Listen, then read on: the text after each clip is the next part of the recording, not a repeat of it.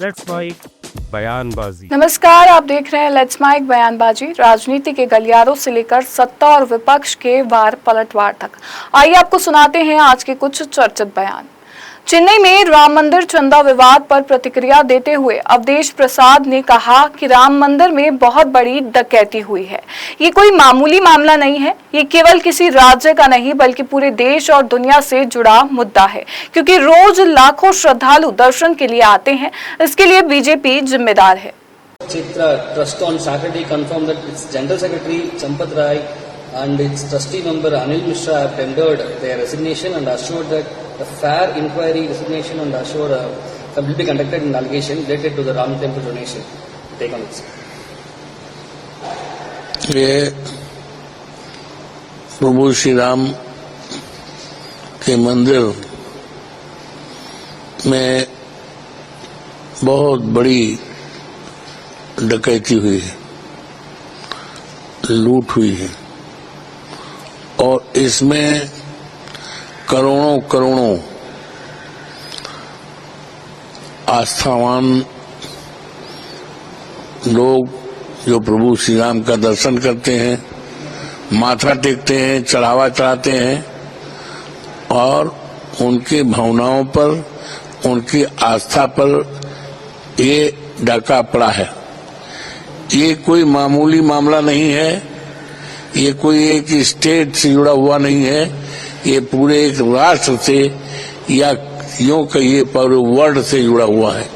दिल्ली में राम मंदिर दान विवाद को लेकर सौरभ भारद्वाज ने केंद्र और पुलिस पर गंभीर आरोप लगाए। उन्होंने कहा कि सब कुछ जानते हुए भी पुलिस ने अब तक आरोपियों को गिरफ्तार नहीं किया है। साफ तौर पर पुलिस आरोपी के खिलाफ सख्त कार्रवाई नहीं कर रही है। एसआईटी इसीलिए बनाई गई है ताकि आरोपियों को सबूत नष्ट करने का समय मिल सके। देखिए, ये तो पहली बार हम लोग सुन रहे हैं कि किसी के ऊपर भ्रष्टाचार के इतने गंभीर आरोप लगे, और भ्रष्टाचार भी किससे? देश की जनता से नहीं, भगवान राम के साथ जिसने भ्रष्टाचार किया हो उसको सब कुछ जानते हुए भी अब तक पुलिस ने गिरफ्तार नहीं किया। साफ तौर पे पुलिस इन पापियों के खिलाफ जो है सख्त कार्रवाई नहीं कर रही है, दिख रहा है सॉफ्ट है, और इन सबको मौका दिया जा रहा है कि सारे के सारे सबूतों को नष्ट किया जाए। एसआईटी भी सिर्फ इसलिए बनाई गई ताकि एसआईटी के नाम पे इन सब आरोपियों को समय दिया जाए ताकि सारे के सारे सबूत नष्ट किए जाएं। वो सबूत जो कर्मचारियों को ऊपर के ट्रस्ट वालों को जोड़ते थे और ऊपर जो ट्रस्ट के जो मेंबर्स हैं उनको उनके आकाओं से जोड़ते थे, वो सारे के सारे सबूत नष्ट करने का समय इनको दिया जा रहा है। मुंबई में मीडिया से बातचीत करते हुए शायना एनसी ने राम मंदिर चंदा विवाद पर विपक्ष पर निशाना साधते हुए कहा कि राम मंदिर को लूटने वाले हम नहीं, आप हैं। शायद आप भूल गए कि आप कांग्रेस और एनसीपी के साथ गए जिन्होंने कोर्ट में राम मंदिर का विरोध किया। हमने प्रधानमंत्री मोदी के नेतृत्व में अयोध्या में राम मंदिर बनाया। कौन बाबर है और कौन नहीं, ये आप जानते हैं। राम मंदिर को लूटने वाले हम नहीं, आप हैं। शायद आप भूल गए हैं कि आप गए कांग्रेस एनसीपी के साथ जिन्होंने राम मंदिर को अपोज किया कोर्ट में।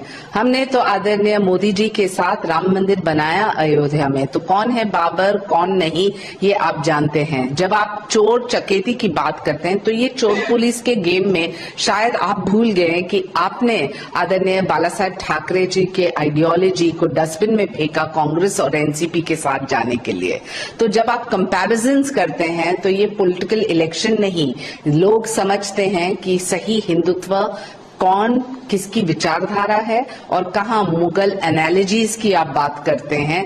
आपके पास कोई हक नहीं है जब आप कांग्रेस के। जयपुर में मीडिया से बातचीत के दौरान दिया कुमारी ने प्रधानमंत्री के मन की बात कार्यक्रम के 135वें एपिसोड पर कहा कि आज प्रधानमंत्री ने बहुत सारी महत्वपूर्ण बातें की। उन्होंने ऐसी चीजों के बारे में बताया जिसकी जानकारी हमें नहीं थी। उन्होंने दोबारा सोना न खरीदने, कार पुलिंग अपनाने और विदेश यात्रा से बचने जैसी बातों का उल्लेख किया। पूरे देश ने इन बातों की गंभीरता को समझा और अपनाया भी है। बात सभी लोगों ने सुनी। मैं हम लोग हर लास्ट संडे को सुनते हैं, पूरा देश सुनता है। आज प्रधानमंत्री जी ने बहुत सारी महत्वपूर्ण बातें और ऐसी बातें और ऐसी चीज़ों के बारे में हम लोगों को बताया जो कि शायद हम ही लोगों को जानकारी नहीं थी। जैसा आपने कहा सोने के बारे में, कारपूलिंग के बारे में कहा, विदेश यात्रा के बारे में, उन्होंने ये सारी बातें पहले भी कही थी, दोबारा उन्होंने दोहराई हैं। मुझे लगता है कि पूरे देश ने इस बात को समझी है, इस बात की गंभीरता को समझा है और अपनाया भी है। कोटा में मीडिया से बातचीत के दौरान ओम बिरला ने जलवायु परिवर्तन को वैश्विक चुनौती बताते हुए पर्यावरण संरक्षण के लिए जन भागीदारी पर जोर दिया। उन्होंने कहा कि जलवायु परिवर्तन वैश्विक चुनौती है। प्रधानमंत्री नरेंद्र मोदी ने देश और दुनिया से आह्वान किया है कि हमारी जीवन शैली पर्यावरण के अनुकूल होनी चाहिए। उन्होंने सभी सांसदों के अपने अपने संसदीय क्षेत्रों में पर्यावरण के प्रति जागरूकता बढ़ाने और इसे जन आंदोलन का रूप देने की अपील की। जलवायु परिवर्तन वैश्विक चुनौतियां हैं। भारत के प्रधानमंत्री जी ने देश और दुनिया को आह्वान किया है कि पर्यावरण के अनुकूल हमारी जीवन शैली होना चाहिए। सभी माननीय सांसदों से भी मेरा आग्रह रहता है और लोकसभा अध्यक्ष नाते मेरी जिम्मेदारी है कि हम सभी सांसद अपने अपने संसदीय क्षेत्र के अंदर वहां की जनता को पर्यावरण के अनुकूल जीवन शैली जीने के लिए जन आंदोलन बनाए। सब अपने संसदीय क्षेत्र को हरा भरा स्वच्छ रहे। मेरी भी जिम्मेदारी है कि मेरा संसदीय क्षेत्र भी हरा भरा और स्वच्छ रहे। जयपुर में रेशु गुप्ता मामले को लेकर कांग्रेस ने राज्य सरकार के खिलाफ विरोध प्रदर्शन किया। पूर्व कैबिनेट मंत्री प्रताप सिंह खाचरियावास के नेतृत्व में कलेक्ट्रेट सर्किल पर आयोजित प्रदर्शन के दौरान कार्यकर्ताओं ने मुख्यमंत्री का पुतला दहन किया और पीड़िता को न्याय, उचित आर्थिक सहायता तथा बेहतर चिकित्सा सुविधा देने की मांग की। मीडिया से बातचीत करते हुए प्रताप सिंह खाचरियावास ने पुलिस की कार्यप्रणाली पर गंभीर सवाल उठाए। गुप्ता को मुख्यमंत्री के काफिले में चलने वाले सुरक्षा कर्मियों ने जाकर उसका ठेला उलट दिया और गर्म पानी उसके ऊपर गिर गया। मुख्यमंत्री जी का काफिला रुका ही नहीं और मुख्यमंत्री जी रुककर यदि महिला को संभाल लेते तो लगता कि राजस्थान की हर बेटी को अपनी बेटी मानते हैं। मुख्यमंत्री जी को शायद ये पता नहीं है कानून के अनुसार हर बेटी उनकी बेटी है।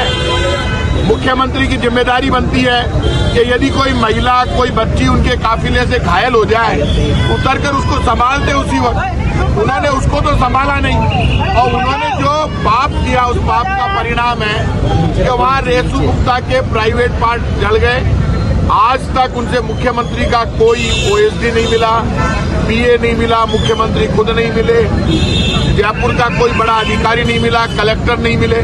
आप मुझे ये बताइए 1 रुपए की उसकी मदद नहीं की है। जो नाटक बीजेपी की सरकार ने किया, आज पुतला जलाकर रेशु गुप्ता को न्याय दिलाने के आंदोलन की शुरुआत की है। अलवर में भूपेंद्र यादव ने सरिस्का में टाइगर री इंट्रोडक्शन कार्यक्रम को लेकर कहा कि इस पहल के 18 वर्ष पूरे हो रहे हैं और यह देश के सबसे सफल टाइगर पुनर्स्थापन कार्यक्रमों में से एक है। उन्होंने कहा कि देश के टाइगर रिजर्व में सरिस्का एक सफल उदाहरण है। कुछ स्थानों पर हमारे प्रयास सफल नहीं रहे, इसीलिए देश भर के फील्ड डायरेक्टरों की एक मंच पर लाया जा रहा है ताकि टाइगर संरक्षण ज्ञान साझा करने और क्षमता निर्माण पर चर्चा हो सके। सरिस्का में जो टाइगर री इंट्रोडक्शन हुआ था उसको 18 साल पूरे हो रहे हैं और देश भर में जितने भी हमारे टाइगर रिजर्व्स हैं, विशेष रूप से सरिस्का और पन्ना की सक्सेस स्टोरीज हैं। 1-2 जगह हमारे प्रयोग असफल भी हुए। देश भर के फील्ड डायरेक्टर्स को इस समय हम इकट्ठा कर रहे हैं ताकि जो टाइगर कंजर्व एरिया है उसका क्वालिटेटिव इम्प्रूवमेंट कैसे हो, हमारी नॉलेज शेयरिंग कैसे हो, कैपेसिटी बिल्डिंग कैसी हो, वहाँ का जो फ्रेगमेंटेशन है उसको कम करने के लिए कैसे किया जाए, वहाँ की जो ट्रिब्यूटरीज हैं उनको कैसे स्ट्रेंथनिंग की जाए, लोकल कम्युनिटीज़ का पार्टिसिपेशन कैसे किया जाए, और टाइगर रीइंट्रोडक्शन ये अपने आप में एक बड़ा प्रोग्राम है। इसकी सक्सेस को लेकर के हम लोग ये 2 दिन का एक टेक्निकल प्रोग्राम यहाँ पे कर रहे हैं, जिसको बाद में एनटीसीए की कमेटी जिस पर विचार करेगी। सर, और भी जगह पर इंट्रोड्यूस करने का प्लान है टाइगर्स को, कुछ आप बता सकते हैं? एक बार हमने सारे देश के फील्ड डायरेक्टर्स को बुलाकर ये कहा है कि कहाँ पर डेफिशिएंसी और कहाँ पर एक्सेस है, ताकि उसको हम संतुलन कर सके। और जो एक बड़ी चुनौती हमारी जो एरियाज में मैन एनिमल कॉन्फ्लिक्ट की आ रही है, उस पर भी विचार किया जा सकता। कोलकाता में पश्चिम बंगाल विधानसभा में 29 तारीख को प्रस्तावित यूसीसी बिल को लेकर राज्य सरकार में मंत्री दिलीप घोष ने कहा कि यूसीसी बिल के लिए नोटिस दिया गया है, ये तो पारित होना ही है। कई राज्यों में ये हो चुका है और यहाँ भी इसकी प्रक्रिया शुरू हुई है। सरकार तय करेगी कि बिल कब पेश होगा। विधानसभा में कई अन्य विधेयक भी हैं, ऐसे में ये देखना होगा कि एक दिन में कितने बिल पारित होने हैं। सरकार विधानसभा की कार्यवाही और प्रक्रिया के अनुसार आगे का निर्णय लेगी। यूसीसी बिल के लिए नोटिस है, आएगा बिल, ये तो पारित होना ही है। बहुत राज्यों में हुआ, यहाँ भी प्रोसेस शुरू हुआ है। बाकी सरकार आगे निश्चित करेगा क्या होना, कब बिल आएगा, क्या होगा। बहुत सारा बिल है, अब एक दिन में कितना पारित हो पाएगा वो भी देखना है। मध्य प्रदेश में दिग्विजय सिंह ने राम मंदिर चंदे में कथित गड़बड़ी के मामले पर सवाल उठाते हुए कहा कि मैंने 11,000 का चंदा चेक के माध्यम से दिया था। प्रधानमंत्री नरेंद्र मोदी ने स्वयं ट्रस्ट के प्रतिनिधि तय किए, लेकिन आज तक वे इस मामले पर चुप हैं। मामले में बड़े पैमाने पर कथित गड़बड़ी सामने आने के बावजूद समय पर एफआईआर दर्ज नहीं की गई। दिग्विजय सिंह ने कहा कि एसआईटी जांच के बाद एफआईआर दर्ज हुई, जबकि पुलिस को आरोपियों की रिमांड लेकर मामले की गहन जांच करनी चाहिए थी। बात ये है, आपका भी लाख रुपया से ज्यादा आपने दान 1,11,000 मैंने दिया था, तो वो कहाँ? शिवराज सिंह चौहान ने 1 लाख दिया था, मैंने 1,11,000 दिया। अब पता नहीं कहाँ गया, मैंने तो चेक से दिया था। दूसरी बात कि मोदी जी ने पूरा ट्रस्ट के नुमाइंदे तय किए, आज तक मोदी जी चुप है।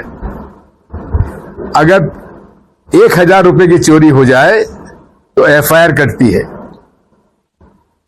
इस प्रकरण में खुलेआम पता लगा कि बड़े तादाद में लूट हुई है, एफआईआर दर्ज नहीं हुई। अब जाके एफआईआर दर्ज हुई, जब एसआईटी की रिपोर्ट आई है और उसमें भी सबको जुडिशियल कस्टडी में भेज दिया। अरे पुलिस को रिमांड लेना चाहिए था। फिलहाल लेट्स माइक बयानबाजी में बस इतना ही। आप बने रहिए लेट्स माइक के साथ। नमस्कार। आप सुन रहे थे let's mic more than radio. Follow कीजिए हमें हमारे सोशल मीडिया प्लेटफॉर्म्स पर।